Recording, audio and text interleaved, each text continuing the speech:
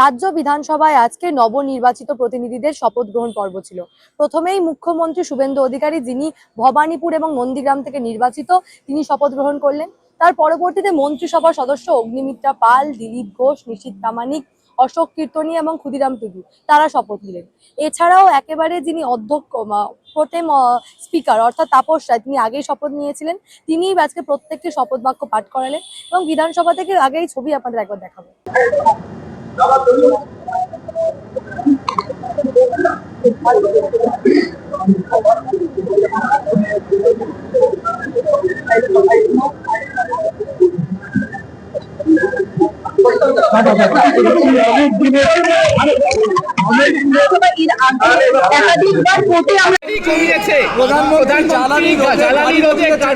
আমি ওয়েলকাম করেছি এবং আমি ওনার টুইট দেখার পরে মানে খবরটা দেখার পরে আমিও আমার সিকিউরিটির দায়িত্বে থাকা লোকজনকে বলেছি অপ্রয়োজনীয় গাড়ি রাখার প্রয়োজন।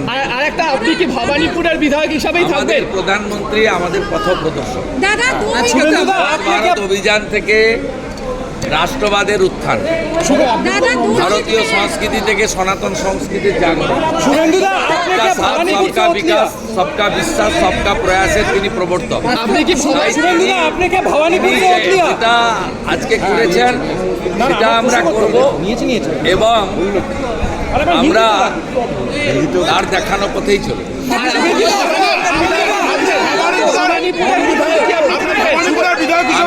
জায়গার এমএলএ হিসেবে তো শপথ নিতে পারি না। আমি ভবানীপুর থেকে শপথ নিলাম মানে আমাকে সংবিধান আইন অনুযায়ী নন্দীগ্রামটা ছাড়তে হবে। ছাড়লেও আমি নন্দীগ্রামের মানুষকে কথা দিতে পারি 2009-এর 5ই জানুয়ারি ফিরোজা বিবি জেতানোর পর থেকে আমি এমএলএ ছিলাম না, কিন্তু আমি নন্দীগ্রামের সব দেখাশোনা করেছি। এখানেও একজন প্রতিনিধি থাকবেন বা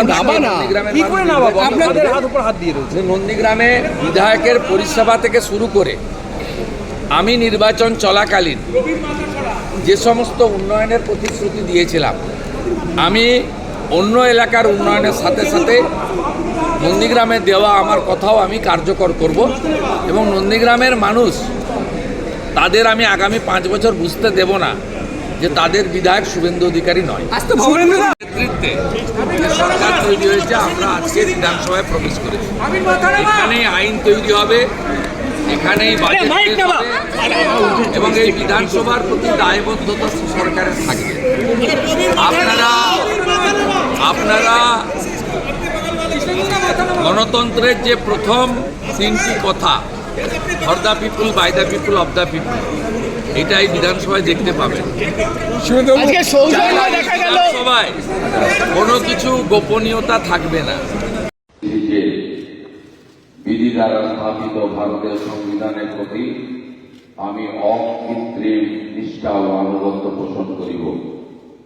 আমি ভারতের সার্বভৌমত্ব ও অখণ্ডতা রক্ষা করিব এবং যে কর্তব্যভার আমি গ্রহণ করিতে উদ্যত হইয়াছি তাহা নিষ্ঠাপূর্বক নির্বাহ করিব।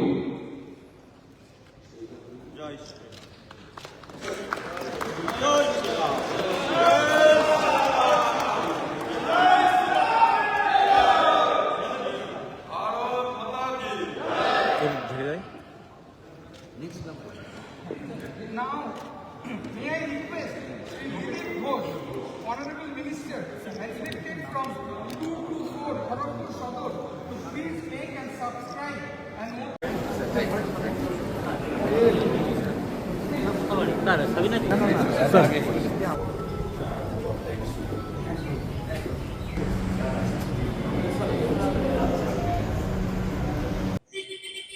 দ্বিতীয়ার্ধে নদিয়া এবং 2 চব্বিশ পরগনার বিধায়করা তারাও কিন্তু শপথ গ্রহণ করেছেন আজকে এবং একেবারেই প্রথমেই সকালবেলার যে ছবি দেখা যায়, মুখ্যমন্ত্রী শুভেন্দু অধিকারী, মাননীয় মুখ্যমন্ত্রী যখন বিধানসভায় ঢোকেন একেবারে নতমস্তক প্রণাম করে ঢোকেন এবং তাকে স্বাগত জানান, যেমনটা প্রথমেই বললাম, প্রোটেম স্পিকার তাপস।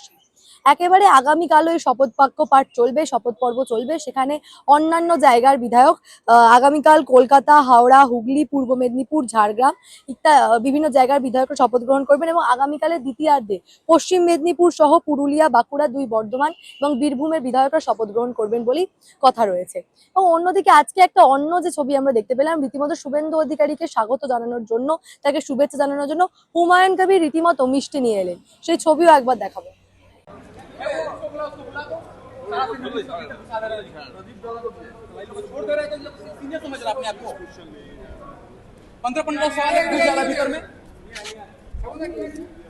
এদিকে দাও, ওদিকে পাইনি, ওদিকে কটা আছে, একটা দাও। বছরের মধ্যে গোটা ভারতবর্ষের অটল বিহারী বাজপেয়ীর পরে তিনবার প্রধানমন্ত্রী হয়েছে, 19-20টা রাজ্য চালাচ্ছে। আজকে একেবারে বিধায়ক সৌজন্য দেখা গেল আপনার সাথে কথা বলছে বর্ষিয়ান বিধায়ক, আপনাকে কি আশীর্বাদ করছেন সমর মুখার্জি? না, আমাকে কি বলছে ওটা তো আমি বলবো না। না, বলছি সৌজন্যের ছবি। রাজনৈতিক মতাদর্শে ভিন্নতা থাকতে পারে, আমি ব্যক্তিগতভাবে যেটা বলেছে সেটা আপনাদেরকে বলতে যাবো। আমি বলছি নাম না করে, তৃণমূলের একাধিক বিধায়ক আমাকে বলেছেন বুম নামাও যে আমরা স্বাধীনতা পেলাম। অর্থাৎ জয়ের পরেই কিন্তু পাল্টি শুরু একেবারেই তা পরিষ্কার। বিশেষ করে হুমায়ুন কবিরের এই উদ্যোগ থেকে কিন্তু তা একেবারেই পরিষ্কার। আপনারা প্রত্যেকে জানেন 2026-এর বিধানসভা নির্বাচনে বিজেপি 207টা আসন পেয়েছে, তৃণমূল 80টা আসন পেয়েছে, বাম এবং আইএসএফ পেয়েছে একটা আসন এবং কংগ্রেস 2টো আসনে জয়লাভ করেছে। এবং এই সমস্ত ঘটনার পর আজকে শুভেন্দু অধিকারীকে শুভেচ্ছা বিনিময়ের জন্য হুমায়ুন কবিরের মিষ্টি আনা কিন্তু আবারও সেই পাল্টিরই লক্ষণ বলে বিভিন্ন মহলে মনে করা হচ্ছে।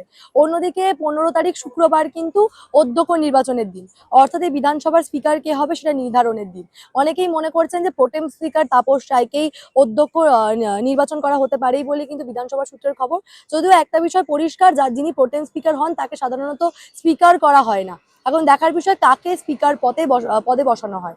এবং এই সমস্ত বিধানসভা থেকে যে গুরুত্বপূর্ণ আপডেটগুলি, এবার থেকে যে বিষয়গুলো নিয়ে আলোচনা হবে, আপনারা প্রত্যেকে জানতে চাইছিলেন যে মেমারির বিধায়ক মানব গুহ কবে শপথ গ্রহণ করবেন। আগামীকাল তার শপথ বাক্য পাঠ করার কথা, যেমনটা আপনাদের প্রথমেই বললাম, কলকাতা, হুগলি, হাওড়া, বর্ধমান বিভিন্ন জায়গার বিধায়করা আগামীকাল শপথ নেবেন, ফলে তিনিও আগামীকাল শপথ নিতে চলেছেন। এবং এখন দেখার বিষয় বিধানসভা অধিবেশন শুরু হওয়ার পর থেকে নতুন সরকার ঠিক কেমন ভাবে কাজ করে। এ বিষয় নিয়ে আপনাদের মূল্যবান এবং গুরুত্বপূর্ণ মতামত অবশ্যই আমাকে জানাবেন দ্য নিউজ বাংলা কমেন্ট সেকশনে এবং দেখে থাকুন দ্য নিউজ বাংলা।